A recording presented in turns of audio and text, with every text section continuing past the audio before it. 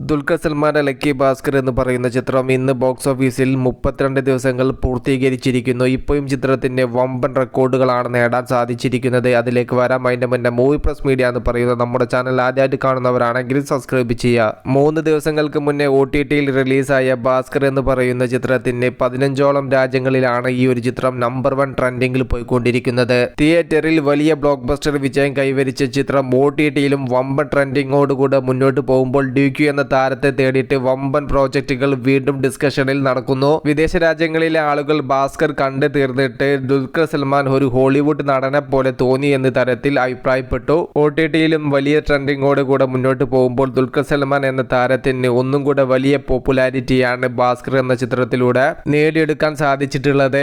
ഇന്നലെ 31ാമത്തെ ദിവസവും ടിക്കറ്റ് കിട്ടാനില്ലാത്ത അവസ്ഥയിലൂടെ ഈ ഒരു ചിത്രം കടന്നുപോയി. അതിന്റെ സ്ക്രീൻഷോട്ടും കാര്യങ്ങളെല്ലാം നിങ്ങൾക്ക് ഇവിടെ കാണാൻ വേണ്ടി സാധിക്കും.